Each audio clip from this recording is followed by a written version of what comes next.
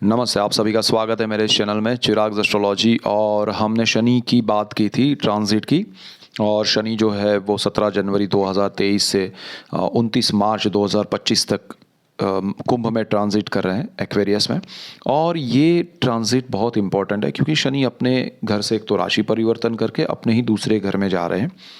ये शनि का राशि परिवर्तन जब जब होता है तब तब एक और चीज़ होती है, ढैया और साढ़े साती, इसका इफेक्ट होता है। अब ढैया और साढ़े साती जो हैं वो शनि और चंद्र के पॉइंट ऑफ व्यू से होता है, उनके हिसाब से ये गिनती होती है। तो हम अब जिनकी जिनकी ढैया शुरू होने वाली है उनकी बात करेंगे, और जिनके जिनके लिए साढ़े साती होने वाली है शुरू, उनके लिए बात करेंगे। और ये सिर्फ और सिर्फ राशि से देखा जाता है, चंद्र राशि से, मून साइन से। चंद्रमा यहाँ पर सबसे ज़्यादा इम्पॉर्टेंट है, उसकी स्थिति और उसके हिसाब से। तो यहाँ पर शनि के जो हमने ट्रांजिट्स देखे थे वो अलग चीज़ थी, और साढ़े सात ही अलग है। ट्रांजिट का फल अलग होगा, उसके इफ़ेक्ट्स अलग होंगे हर राशि और लग्न के लिए, जो हमने बात की थी। लेकिन साढ़े सात ही जिनके लिए हो रही है उनके लिए पर्टिकुलर शनि के ट्रांजिट का बेस भी देखा जाता है, उसको पाया बोलते हैं। वो पाया डिसाइड होता है चंद्र के ट्रांजिट से, यानी कि शनि जब ट्रांजिट कर रहा है तब चंद्र की स्थिति क्या है, चंद्र कौन सी राशि में है, किस पोजीशन में है, तो उस हिसाब से वो बेस डिसाइड होता है शनि का। अब पाया यानी बेस जो होता है वो गोल्ड का, मतलब सोने का होता है, सिल्वर भी होता है, लोहे का भी होता है। इस तरह से उसके इफ़ेक्ट्स तय होते हैं, ठीक है। तो किस राशि के लिए क्या वो पाया है, क्या बेस है, और उसके हिसाब से उसको, अच्छा यहाँ पर ढैया है कि साढ़े सात ही, वो भी हमें चंद्र के हिसाब से डिसाइड करना होता है। तो मैं आपको ये ब्रीफ इसलिए दे रहा हूँ, पहले आप समझ लें, पर्सनल चार्ट देखें आपका, और सिर्फ आपकी कुंडली। अगर देखिए आपको पता नहीं है कि कुंडली क्या है, मेरी राशि कौन सी है, ग्रह क्या है, तो सबसे पहले मेरा एक वीडियो है कुंडली कैसे देखें, उसका पार्ट 1 सिर्फ आप देख लीजिए, आपका माइंड क्रिस्टल क्लियर हो जाएगा। आपके माइंड में एक भी ऐसा सवाल नहीं रहेगा कि अरे मेरा लग्न कौन सा है, राशि कौन सी है, स्थान क्या है, एवरीथिंग। सो वो क्लियर होने के बाद आपको एक और चीज़ बताना चाहूँगा। मैं ये ब्रीफ इसलिए दे रहा हूँ बिकॉज़ आप एक क्लैरिटी के साथ इसको समझें, क्योंकि बहुत सारे भय दिमाग में हमने पाल रखे हैं। तो हमको देखिए, भय को पालने से बेनिफिट नहीं है। एस्ट्रोलॉजी इसलिए नहीं बनाई गई थी कि लोगों को डर लगे, हम सब डरते रहें। हमको उसका बेनिफिट मिले, हमको उसमें से जीवन में कुछ रास्ते ढूंढने हैं, तो वो सपोर्ट मिले। ये एक सपोर्ट सिस्टम बनाई है, तो उसका हमें बेनिफिट उठाना है। तो वो क्या है, तो उसको समझने के लिए हमें हर किसी को अपना एक चार्ट जो है, बर्थ चार्ट, वो पता होना चाहिए, उसकी स्थिति पता होनी चाहिए, उसकी दशाएं पता होनी चाहिए। तो हम उसके सही माध्यम को यूज़ कर पाएंगे, उसकी दिशा में जा पाएंगे सही। तो आप वो जान लीजिए, ठीक है। दूसरी चीज़, अब शनि जो है वो साढ़े साती और ढैया जो डिसाइड करते हैं, तो वो डिसाइड होती है चंद्रमा की स्थिति से। तो यहाँ अगेन मैं कहूँगा कि सिर्फ और सिर्फ ये राशि के लिए है, लग्न वालों के लिए नहीं है। अलग बात है कि किसी का लग्न और राशि एक ही हो, ठीक है। तो अब ये जो ढैया है वो जब शनि ट्रांजिट करेंगे 17 जनवरी 2023 को शाम को 5:48 के आसपास वो ट्रांजिट कर रहे हैं, ठीक है, शाम को 5:48। तो उस टाइम पे चंद्रमा जो है वो वृश्चिक में है। तो जो बेस बनता है वो अलग अलग राशि के लिए अलग अलग बनेगा। और ढैया जिनके लिए हो रही है वो है कर्क राशि, कैंसर। उनके लिए 2.5 साल की ये शनि की ट्रांजिट की इफेक्ट होगी, उसे ढैया कहते हैं। क्योंकि 2.5 साल के लिए शनि का ट्रांजिट होता है, वो 2.5 साल तक वो शनि वहाँ पर रहेगा, और इसीलिए वो ढैया कहते हैं, और इसीलिए वो ढैया का इफेक्ट 2.5 साल तक मिलता रहेगा, शनि जब तक है वहाँ पर। दूसरी चीज़, साढ़े साती क्या होती है, उसका ब्रीफ मैंने बहुत बार दिया है, फिर भी आपको एक क्लैरिटी आ जाए।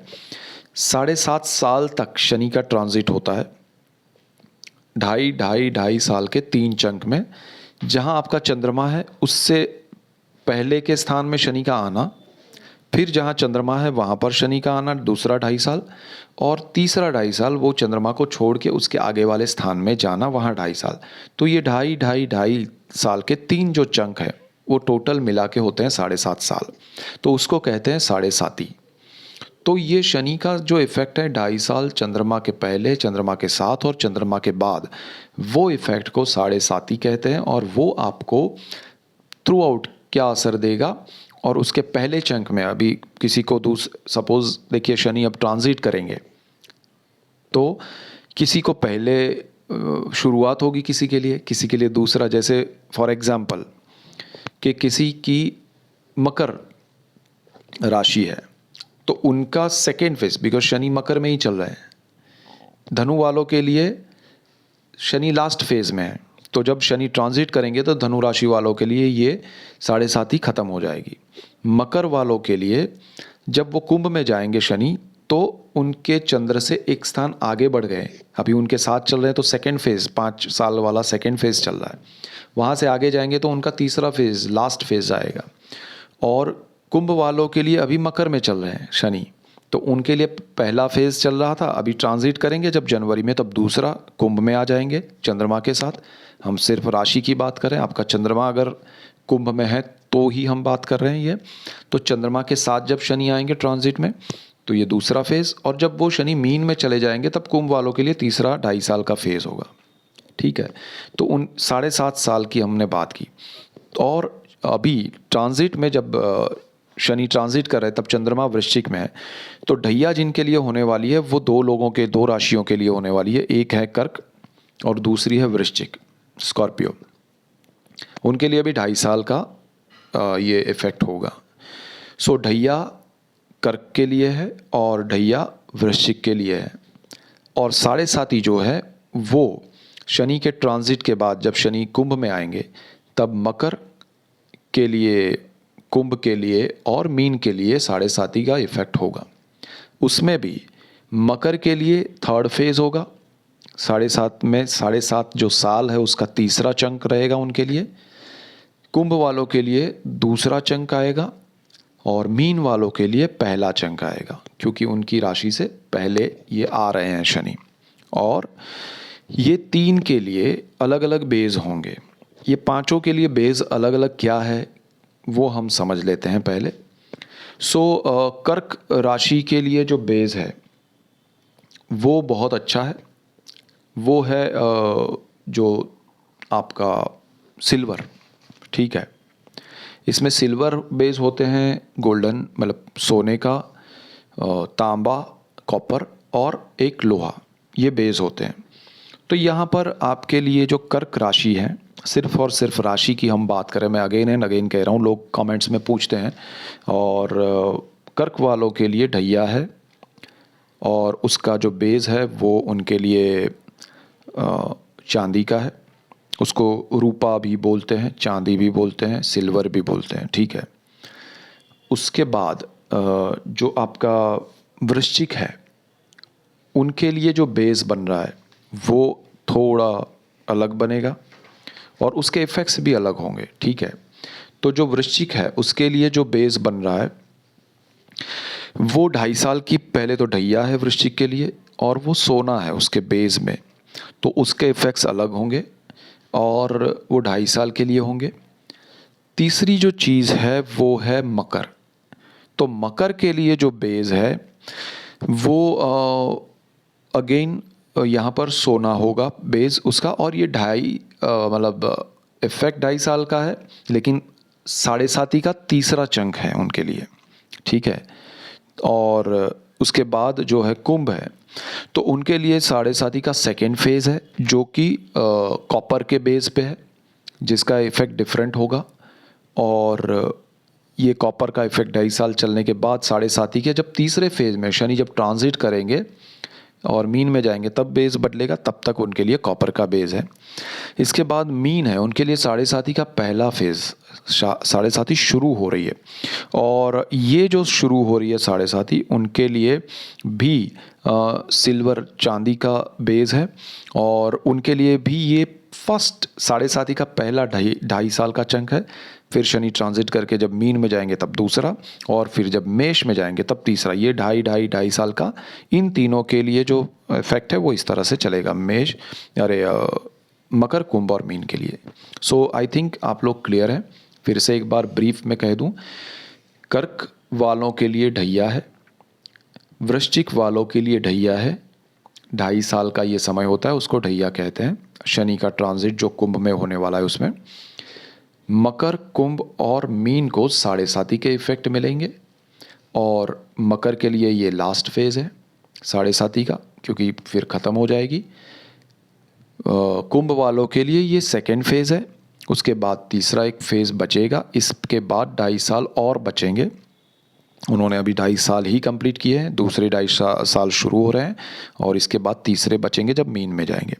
और मीन वालों के लिए अभी तक कुछ 7.5 नहीं है, उनके लिए शुरू होने जा रही है। जब शनि ट्रांजिट करके आएंगे तो उनका पहला फेज़ होगा 2.5 साल का, फिर जब वो मीन में आएंगे शनि तब दूसरा, और फिर मेष में जब शनि जाएंगे तब तीसरा। ऐसा 2.5 साल का 3 चंक मीन के लिए शुरू हो रहा है, 7.5 का पहला फेज़।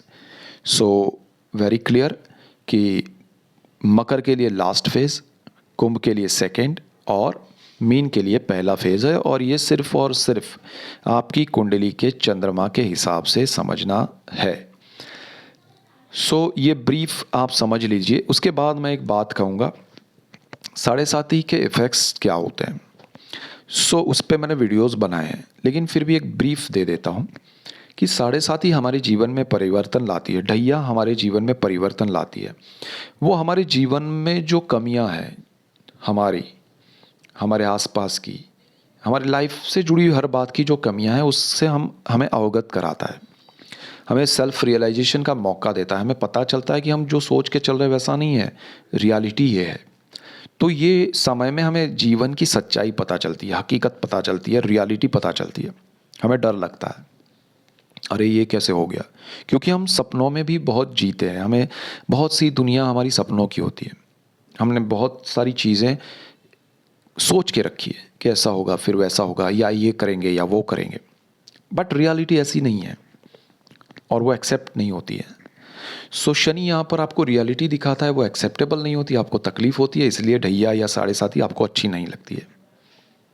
सो ऐसा मत सोचिए, इसको एक्सेप्ट कीजिए, क्योंकि हकीकत वही है, आपको जीना उसी में है, आपके लिए यही होने वाला है, उसी दिशा में आपको जाना है। दूसरी चीज़, आप जो सोच रहे हैं कि ऐसा होगा वैसा होगा, मैं ये कर सकती हूँ, मैं वो कर सकता हूँ, बट रियलिटी एक तो परिस्थितियों की पता चलेगी, आपकी खुद की भी पता चलेगी।